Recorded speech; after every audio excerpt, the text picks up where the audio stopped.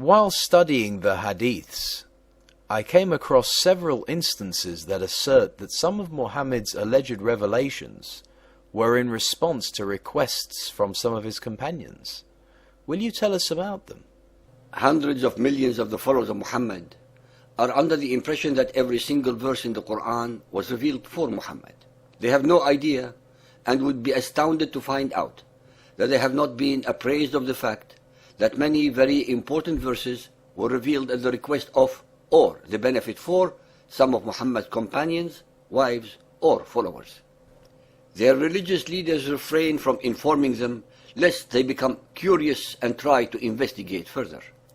According to the Muhammadan records, Umar ibn al-Khattab too was allegedly given the gift of true inspiration. Presumably, Umar had the unique distinction of having said things which were confirmed by subsequent revelations. Imam Malik stated that on Umar's suggestion the words, "I testify that Muhammad is the messenger of Allah," were added to the Adhan, the core of prayer. As we have been assiduously demonstrating, most of the Quranic verses were revealed according to the caprices of Muhammad.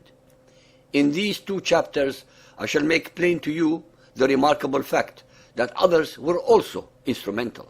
Muhammadan scholars believe that knowing the reasons for the revelation of the Quranic verses is indispensable for comprehending the verses. Al-Suyuti wrote a full book concerning this fact. He called it the core of transmitted traditions for the reasons for the revelations, or Al-Itqan fi Ulum al-Quran. In part 1, page 82, he explains the significance of this matter to the greatest Muhammadan scholars, as it is the basis for understanding various verses which have been revealed after a certain incident or after a question was directed to Muhammad. Al-Suyuti recorded several examples to prove that it was impossible to understand some verses unless the reasons for the revelation were known. This fact is confirmed not only by the former scholars but also by the Azhar and contemporary scholars. We shall together look at how the angel Gabriel used to comply immediately with Muhammad's personal desires and fulfill all his wishes, even if these wishes did not conform to the simplest principles of chastity, purity, or mercy. Also, sometimes those of his companions or wives. Even his teenage wife Aisha remarked to him, "I see that your Lord hastens to comply with your passion, O Muhammad." Bukhari Sahih, part 6, page 147. As already mentioned, Umar ibn al-Khattab played a major role in causing some very important revelations to descend upon Muhammad. These are the claims of Umar and the Muhammadan scholars and not my claims. Whenever Umar wanted something, Muhammad later answered, "Yes, Allah has already sent Gabriel who revealed to me this matter which Umar had earlier requested." Muhammad's inspiration sometimes was revealed using the exact same words and vocabulary as Umar's. Thus, Ibn Umar said, as Suyuti mentioned, Allah has placed the truth on Umar's tongue and on his heart. The Itqan, part 1, page 99. On the same page we find a statement which affirms Ibn Umar's claim about his father. As Suyuti tells us, Bukhari and others have recorded that Umar ibn al-Khattab declared, "I have concurred with my Lord, or my Lord has concurred with me on 3 things. I said, O Apostle of Allah, I wish we would take the site of Abraham as a place of prayer." The verse came down, "And take ye the site of Abraham as a place of prayer." Al-Baqarah 2.125. Then I said, O Apostle of Allah, your women are visited by righteous and the debauched. I wish you would command them to stay behind the veil. So the verse of the veil came down. Al-Ahzab 33.53. When Muhammad's wives joined forces against him, I told them, "It may be if he divorced you all, that Allah will give him in exchange consorts better than you." These exact words were bestowed in Al-Tahrim 66.5. It is common knowledge among Muhammadan scholars that the above verses which Muhammadans claim are inspired by Allah were actually first uttered by Umar. In addition to Bukhari Sahih, other scholars without exception confirm that. Al-Baydawi, for instance, tells us on page 26, Musnad took Umar's hand and told him, "This is the site of Abraham." Umar said, "Shouldn't we take it as a place of prayer?" Muhammad said to him, "Allah has not commanded me to do so." But hardly the sun set when the inspired verse was given, "And take the site of Abraham as a place of worship." That is, the wish of Umar was fulfilled within a few hours. Before this verse and for the previous 16 months, Muhammad and his followers were worshipping towards Jerusalem. Another incident in which Umar was involved is an anecdote mentioned by most Muhammadan scholars and recorded by Suyuti in his book, The Reasons for the Verses of the Quran. Asbab al-Nuzul, page 31, Suyuti says, "During Ramadan, the fasting month, Muslims were accustomed to eat, drink, and have intercourse with women if they are not sleeping. After they sleep and wake up, they abstain. Umar had intercourse with one of his women after he woke up from his sleep. He went to the Prophet and told him what happened. Allah sent down this verse, 'It is made lawful for you to go unto your wives on the night of the fast.' Al-Baqarah 2.187. This story is recorded not only by Suyuti, but by all the other scholars. Therefore, after he and other believing men violated the commandment, Muhammad found that he did not have a choice, but either to punish and to reprove them, or to rescind the order by claiming that Gabriel had come down to him with the above-mentioned verse. Muhammad chose the latter to appease Umar and his friends."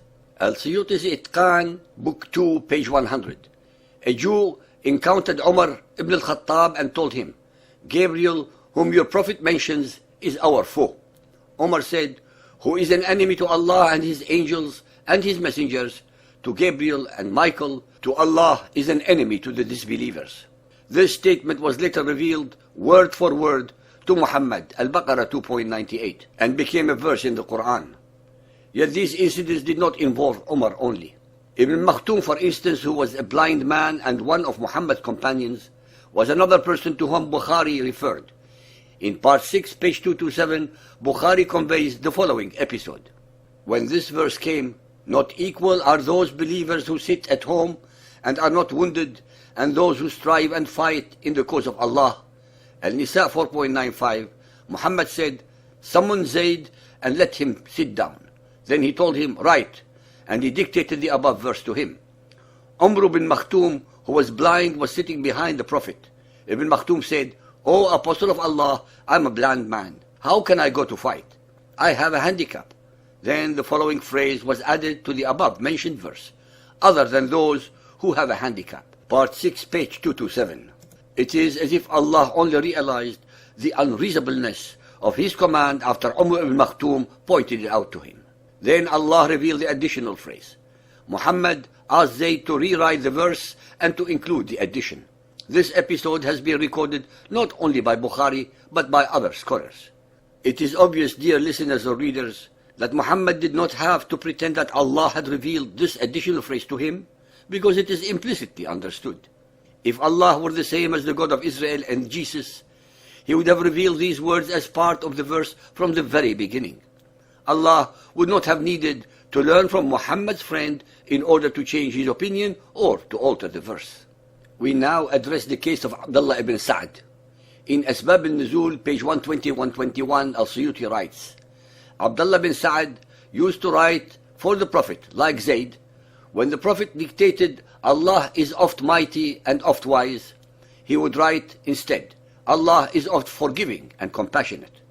Then he would read it to the Prophet, who would approve it by saying, "Yes, they are the same."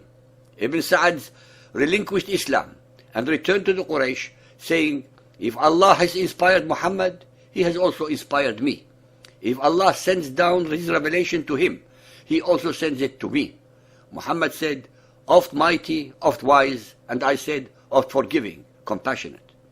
Al-Baydawi and the Imam al-Tabari agree with As-Suyuti, and both of them record the same episode. On page 184, the Imam Baydawi records another incident in which Abdullah bin Sa'd was involved. I quote it as it is recorded. Abdullah bin Sa'd was one of the Prophet's scribes when the verse, "We have created man from Sion of mud," was revealed. And Muhammad continued until he uttered, and then we made a different creature. Abdullah said with wonder, "May Allah be blessed, who is the best creator." Muhammad said, "Write it. This is how it was given to me." Abdullah became suspicious and said, "If Muhammad is true, then I receive the inspiration as he receives it. And if he is false, then I say as he says." Thus, we have the verse recorded in the Believers 23:14. This is how it had been inspired to Abdullah, not Muhammad. End of quote.